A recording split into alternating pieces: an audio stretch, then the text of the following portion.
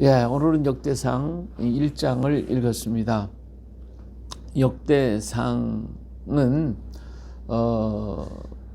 포로를 마치고 돌아와서 에스라가 성서학자잖아요. 에스라가 성서학자인데 돌아온 이스라엘 백성들을 교육을 시켜야 할 텐데 어떤 방법으로 교육을 시킬까 생각을 해서 이 열왕기 상하를 정리를 한 거예요. 이 열왕기 상하뿐만 아니라 이제 창세기로부터 했던 열왕기하까지 모든 걸 다 정리를 했습니다. 다 정리를 해가지고 이것을 하나의 역사서로 만들어 놨는데 이것이 바로 역대상하입니다. 그리고 에스라가 만든 것은 북조 이스라엘과 유다, 남조 유다가 이렇게 둘로 나눠져 있었는데 정통성은 과연 이스라엘이냐 아니면 유다냐라고 하는 거죠. 근데 이 에스라는 정통성은 북조 이스라엘에게 아니라 유다에게 있다라고 얘기를 지금 역대기에서는 얘기를 하고 있어요. 이 열왕기 상하에서는 이스라엘과 유다가 똑같이 이렇게 공평하게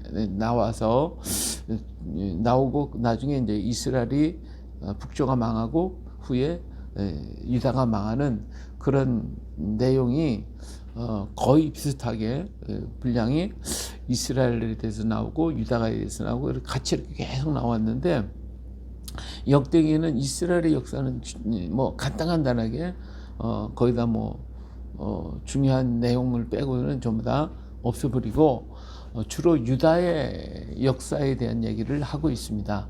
근데 이 유다의 역사가 그러기 때문에 창세기로부터 시작해서 유다의 역사로 끌고 오는데 우리가 정통적인 하나님의 선민으로서의 정통성을 가지고 있다. 이거를 지금 말해주고 있는 겁니다. 그런데 이 역대기에서 이렇게 왜 이름이 쭉 나오냐? 이 창세기로부터 시작해 전부 다 얘기할 텐데 그 얘기 다 쓸 수 없잖아요. 너무 많으니까. 그러니까 어떻게 했냐? 전부 다 그것을 함축을 전부 다 줄였는데 그게 뭐냐면 이름이에요. 족보, 이름을 갖다가 쫙 쓰면서 족보를 이어가면서 창세기와 지금까지 있었던 출애굽기, 레위기, 민수기, 신명기, 여호수아, 사사기, 하여튼 열왕기까지 있었던 모든 역사들을 전부 다 묶어가지고 한 사람으로 이어가는 거예요. 이어서 그것을 합충해 보려고 그리고 난 다음에 거기서부터 이제 사울 왕으로 그다음 이제 그 역대상 9장에 넘어가기 시작하면 이제 9장 10장으로 가면 사울 왕의 통치가 잠깐 있다가 그다음에 이제 다윗의 통치로 쫙 해서 잘한 것, 좋은 것들에 대한 얘기들을 전부 하고 예루살렘 중심 그리고 성전 중심 하나님을 섬겼던 그 왕들 그런 얘기들을 좀 이렇게 하고 있습니다. 그래서 하나님을 잘 섬길 때에 하나님께서 부강한 나라를 그리고 그렇지 못할 때 나라가 망하게 된 과정을 이어가면서 역대 상하를 이어서 그 다음에 에스라, 느헤미야로 이어가면서 이 성전의 바탕이 하나님의 선민의 바탕이 이제 이렇게 유다를 향하여 가고 있다. 그래서 이스라엘이 유다 민족으로 흘러가는 과정들을 이야기해 준 것이 바로 이 역대 상하 에스라가 포로 귀환에서 70년 귀환을 마치고 귀환에서 돌아온 그들에게 자손들에게 이스라엘은 우리는 이런 사람이다 라고 하는 것을 가르치기 위해서 만든 책이 역대 상하다. 그리고 역대 상하를 이어가면서 그 다음에 에스라서, 느헤미야서로 같이 연결되어져 가는 것을 볼 수가 있어요. 열왕기 상하에서는 열왕기에서는 끝나거든요. 전부 딱 끝나는데 역대상은 이어서 에스라서로 넘어가게 만들었어요. 자, 오늘 그러면 여기서 1장 1절에 보니까 아담, 셋, 에노스, 인간, 아담으로부터 시작했잖아요. 이게 창세기의 역사를 한꺼번에 지금 줄여서 여기서 족보를 좀 얘기해요. 아담, 셋, 에노스, 게난, 말랄리, 야렙, 에녹, 무드살라, 라멕, 그 다음 노아, 셈, 함과 그 다음 야벳. 이렇게 가죠. 노아에게 세 아들 셈, 함, 야벳이 있었죠. 예, 그리고 야벳, 여기에서 이제 야벳의 자손 백인들이죠. 이 백인들이 흩어진 모습들을 고멜과 마곡과 마대와 야환과 두발과 메섹과 디라스 이렇게 얘기하고 있어요. 그래서 고멜, 마곡, 마대, 야환, 두발, 메섹, 이 사람들은 또 아주 마지막 시대에 이들이 다시 일어나서 세상을 혼란케 만들어주는 곡과 마곡의 전쟁에 나타날 사람들에 대한 이야기가 여기서 나옵니다. 그 다음에 함의 자손들을 이렇게 보니까 함은 구스, 미스라임, 붓, 가나안 이런 사람들에 대해서 나오고 있는데 전부 다 보면 하나님께서 별로 기뻐하지 않은 사람들에 대한 얘기가 쭉 나와요. 그리고 여기 보니까 또 누가 나와요? 니무롯이 나와요. 10절에. 그러니까 구스가 또 니무롯을 낳았다. 이 니무롯은 그 세상에서 첫 영걸이었다. 이 니무롯이 적그리스도의 형상이죠. 그래가지고 바벨탑 쌓고 이래서 모든 사람을 하나님께로부터 떠나가게 만드는, 세상에서 볼 때는 멋진 영걸 같은데 그런데 하나님 앞에는 대적자가 되어지는 거예요. 그러니까 세상에서 멋지게 잘 나가는 사람들을 가만히 보세요. 대부분 하나님과 대적하는 사람들. 이런 사람들은 세상에서 굉장히 좋아하거든요. 오늘날도 가만히 보세요. 하나님을 대적하는 사람들이 세상에서 높여진 것 같고, 그리고 하나님을 가까이 하는 사람들은 이상하게 사람들이 공격을 많이 받고 있어요. 그래서 이 첫 영걸 니무롯을 따라서 수없이 많은 사람들이 몰려갔지만 이로 인해서 세상은 망하게 되는 모습을 보게 되죠. 적그리스도의 모습입니다. 그래서 가나안은 저주를 받았잖아요. 가나안 사람은 저주를 받았는데 가나안의 아들은 시돈과 헷을 낳고 또 여부스 종족, 아모리 종족, 기르가스 종족, 히위 종족, 알과 신 종족, 아르밧 종족, 스말 종족, 하맛 종족. 근데 이 사람들이 누구예요? 다 가나안 땅에서 살았던 7 족속들, 하나님께서 다 진멸시켜버리라고 했던 그 7 족속들이 좀 가나안의 후손을 통해서 나와 있는 것을 볼 수가 있어요. 그러니까 정말 이 혈통 그 가게에서 이렇게 내려오는 뭐 저주라고 하면 그건 좀 뭐 이상한 말이 되겠고, 어쨌든 하나님을 떠난 자들에게는 어렸을 때부터 교훈과 받아들이는 게 전부 다 하나님 없는 그런 DNA가 그대로 나와 있어가지고 그대로 흘러가는 모습을 볼 수가 있어요. 참 안타깝죠. 자, 이제 17절 셈의 자손은 엘람, 아수르, 아르박삭, 룻, 그 다음에 아람, 우스, 훌, 게델, 메색, 이렇게 해서 또 나오고 있는데, 에벨이 나오죠. 에벨은 2 아들을 낳아 하나의 이름은 벨렉이라고 하였으니, 그래서 이때에 땅이 나뉘었다. 그의 아우의 이름은 욕단이며 그랬어요. 이 에벨이라고 하는 아들은 우리 창세기에서 보면 셈의 후손 에벨이라고 이렇게 나와요. 그래서 셈과 그 사이에 많은 여러 자손들이 있는데 건너뛰어서 에벨과 셈을 동시에 엮어버리고 마는데, 이 에벨이라는 말은 히브리어라고 하는 말이 여기서 나왔어요. 에벨에서 히브리라는 말을 해서 히브리 민족이 되는 거죠. 근데 히브리 민족이 2 아들이 있는데 벨렉과 욕단으로 나눠지게 됩니다. 이렇게 둘이 있는데, 그러니까 벨렉이 그때 땅에 나뉘었다는 걸 보니까 벨렉과 욕단이 갈라지게 되는 거죠. 서로 갈라져서 하나는 서쪽으로 하나는 동쪽으로 가게 됩니다. 그러니까 벨렉은 서쪽으로 가서 바벨론에 이르러가지고 바벨탑을 쌓는 그 일에 나가게 되고, 욕단은 동쪽으로 넘어서 이 아시아로 넘어오는 사람들이 되어집니다. 근데 이 욕단의 자손들을 하나님이 참 특별히 생각했는데, 근데 이 사람들은요 더 이상 그들에 대한 얘기가 성경에서는 끊어지고 말아요. 더 이상 얘기를 안 해요. 뭐라고? 여기서는 욕단에 대한 얘기만 쭉 나와 있는데, 욕단의 아들 자녀들이 알모닷과 셀렙과 아실마잇과 예라와 하도람과 우실과 디글라와 에발, 아비마엘, 스바, 오빌, 오빌에서 금을 갖고 왔다. 하윌라, 그다음 요밥 이런 사람들인데 욕단의 자손 이는 이와 같다 하고서 끝을 맞아요. 더 이상 얘기가 없어요. 하나님께서 같은 히브리 민족이고 하나님이 선택한 히브리 민족들인데 이 히브리 민족 중에 벨렉의 계열은 이제 아브라함을 통해서 전부 다 이제 계속 나오는데 욕단의 계열은 그 자녀들을 여기 쭉 기록을 해놓고서 딱 끝나요. 더 이상 얘기를 해요. 하나님께서 이 욕단의 계열은 감춰놓는 것을 볼 수 있어요. 근데 이 마지막 아들이 누구냐면 요밥이거든요. 요밥이 누구냐면 욥이라고 하는 사람이에요. 욥이라고 얘기를 해요. 성서학자들은. 그러니까 우리 욥기 있잖아요. 욥에 대한 얘기가 나오는데 이 사람이 욥이었을 것이다 얘기를 하기도 해요.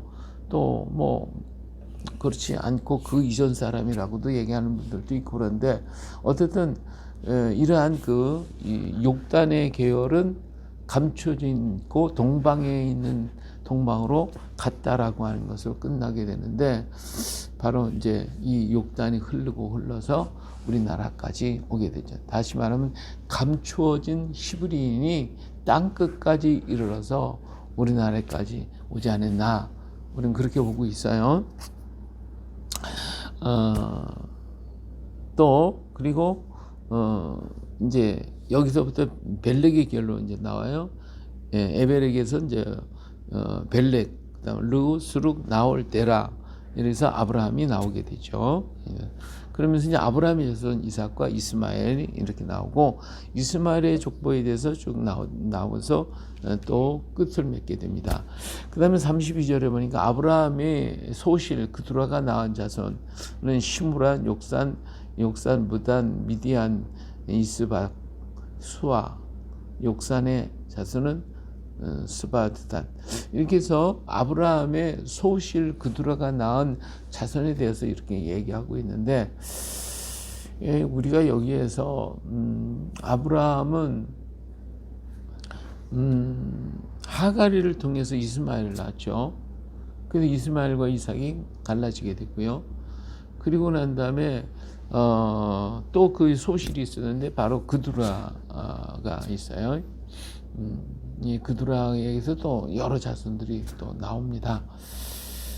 그럼 아브라함이 이삭을 하나님께서 주신다고 할 때 나이가 100세에 낳았는데 그때 이제 하나님이 아브라함에게 네가 아들을 낳으리라 그랬더니 우리는 뭐 아기를 낳을 만한 게 다 끊어졌습니다. 우리 사라도 끊어졌고 아브라함 나도 끊어졌고 그래서 아기를 낳을 수가 없다 이렇게 얘기를 할 때 그렇게 말을 해요. 그렇기 때문에 사람들이 어떤 학자들은 그런 얘기했죠. 이삭은 아브라함을 통한 난 자식이 아니라 정말 동정녀에서 난 것과 똑같죠. 사라에게서 났으니까 남자 없이 난 것이다. 이렇게 말하는 학자들도 있어요. 근데 그것은 잘못됐어요. 왜냐하면 하나님은 그를 소생시킨 거거든요. 그러니까 그의 소실 사라가 죽고 난 다음에 얻은 소실에게서 이런 많은 자녀가 낳았잖아요. 그럼 이것들은 뭐 다 아브라함 없이 뭐 그냥 낳았어요? 그건 잘못된 겁니다. 오직 여자의 후손은 오직 예수 그리스도 한 분밖에 없습니다. 예수님만 동정녀 마리아에게서 낳았지 이삭이 아브라함 없이 혼자 사라를 통해 나왔다? 이건 잘못된 거예요. 이런 얘기를 하면 안 됩니다. 그렇게 말하는 학자들도 있어서 잠깐 말하고 지나갑니다. 그 다음에 아브라함이 이삭을 낳고 이삭의 아들은 에서와 이스라엘인데 여기서 이제 하나님이 아브라함에게 이스마엘과 이삭이 여럿이 있었는데 이스마엘은 유괴 자녀로 되어 있고 그두라의 소실들도 역시 유괴 자녀이기 때문에 혈통을 잊지 못해요. 그런데 아브라함의 자손 가운데 오직 하나님의 은혜로서 낳은 하나님이 선택하신 자는 이삭이었죠. 자, 이삭에게 두 아들이 떠나요. 에서와 야곱인데 하나님 그 중에 또 야곱을 선택하셨어요. 그래서 야곱에게서 난 12자녀들이 나오죠. 12자녀들이 12지파가 되어지는 것인데 레위 지파를 계산하게 되면 13지파가 되어져요. 그래서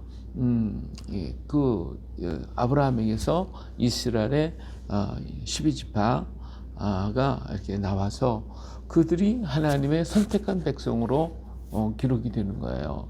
그러니까 하나님이 우리에게 많은 사람들이 있지만 하나님이 누구를 지명하느냐에 따라서 이어가는 거거든요. 그래서 12아들 가운데 영적으로 하나님이 지정하신 것은 유다지파입니다.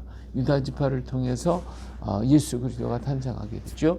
그런데 육적인 장자는 에브라임이에요. 에브라임. 그래서 므낫세와 에브라임, 이렇게 요셉에게 두 아들이 있었는데 므낫세와 에브라임을 두 아들을 12지파에 놓고 요셉 지파가 없잖아요. 그러니까 요셉을 둘로 나누어 가지고 에브라임 지파, 므낫세 지파 두 지파를 줬어요. 그리고 레위 지파는 별도로 했기 때문에 그래서 12지파가 된 거, 레위 지파가 들어가면 이제 이 13지파가 되는 셈이 된 거죠. 근데 이 므낫세가 장자고 에브라임이 차자인데 하나님은 에브라임에게 축복을 줘요. 그래서 에브라임이 장자가 되는 거예요. 요셉이 장자의 계열로 들어가고 요셉 중에 또 에브라임이 장자의 계열로 가기 때문에 우리 성경에서 계획 읽다가 에브라임아 얘기 많이 나오고 에브라임 지파가 굉장히 커지는 것을 볼 수가 있습니다. 그래서 육의 장자는 에브라임, 영적인 장자는 유다. 그래서 유다를 통하여 예수 그리스도가 탄생했고 이스라엘은 에브라임을 통하여 대표성을 이루어가고 있는 것을 볼 수가 있습니다. 이렇게 여기 족보를 통해서 어디로 하나님의 역사가 흘러가고 있는가 하는 것을 우리는 살펴볼 수가 있게 되죠. 여러 자손들이 있지만 하나님께서 선택한 자손들로 이어가고 있는 모습을 여기서 살펴볼 수가 있습니다. 그래, 오늘도 우리들의 삶 속에서, 우리들의 생활 속에서 우리는 어떤 것을 선택하느냐에 따라서 방향은 달라져요. 내가 무엇을 선택했느냐 거기에 따라서 달라지고, 우리 자녀들 속에서도 누구를 선택하고 기도를 해줬느냐에 따라서 그들에게 영적인 것이 가느냐 육적인 것이 가느냐 그것도 갈라질 수가 있어요. 지금까지 역사가 그렇게 왔으니까. 그렇기 때문에 오늘 우리들이 모든 선택에 있어서 정말 하나님이 기뻐하는 선택을 이루어가야 할 줄로 믿습니다. 우리가 오늘 하루를 살아가면서 많은 일들이 있잖아요. 자, 오늘 이리로 갈까 저리로 여기로 갈까 이것을 할까 저것을 할까 하다가 이거 해야 되겠다 여기를 가야 되겠다 이게 선택하면 그것이 오늘 나의 삶이 되어지고 거기서 만나는 삶이 나의 삶을 방향을 틀어나가요. 그 방향으로 가게 돼 있어요.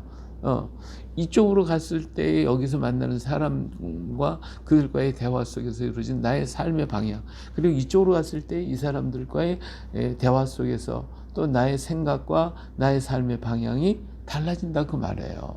그러니까 내가 오늘 하루를 살아가면서도 어느 것을 선택할 건가, 이 선택에 있어서 굉장히 중요한 겁니다. 이게 선택이 바르면 바른 삶이 가고 선택이 잘못되면 잘못 가는 거예요. 만나는 사람을 누구냐에 따라서 또 누구와 대화하고 어떤 일을 하느냐에 따라서 나의 선택은 전혀 방향이 달라지게 되는 거예요. 지금 볼 때 미미하지만 그것이 어느 날 보면 어마어마한 차이를 가지고 있다고 하는 것을 볼 수가 있습니다. 어느 두 청년이 길을 가다가 보니까 사람들이 전도를 하는 거예요. 전도를 하면서 오늘 부흥회합니다. 여기 오세요. 그랬더니 한 친구가 야 오늘 여기 뭐 부흥회한다는데 우리 한번 가자. 그랬더니 한 친구가 뭐 거기를 가냐 하고 갑자기 떠났단 말이에요. 그러니까 한 친구는 교회를 들어갔어. 그래서 그 친구가 들어가서 거기서 은혜를 받고 삶이 달라졌어요. 그래서 그는 정말 위대한 미국의 대통령이 됐어요. 그러나 한 친구는 거기서 떠나서 술집으로 갔단 말이에요. 그 다음부터는 술의 주정뱅이가 돼가지고 정말 그는 감옥에 갇혀서 살인자가 되어버리고 감옥에 갇힌 자가 됐어요. 한 사람은 선택을 통해서 대통령이 되고 한 사람은 살인자가 되고, 이런 운명의 갈림길이 어디서 왔어요? 바로 선택의 순간에서 왔어요. 처음에는 뭐 별 차이가 없는 것 같지만 그런 어마어마한 차이가 나요. 오늘 하루 나는 무슨 일을 할 것인가, 누구를 만날 것인가, 어떤 길을 갈 것인가 하나님께 신중하게 물었고, 하나님께 기도하면서 모든 것에 하나님, 내가 이 일을 하는 것이 합당합니까? 여기에 내가 갈 때 하나님께서 역사하시고 그들의 생각을 주장해 주시오. 내 생각을 주장해 주시오.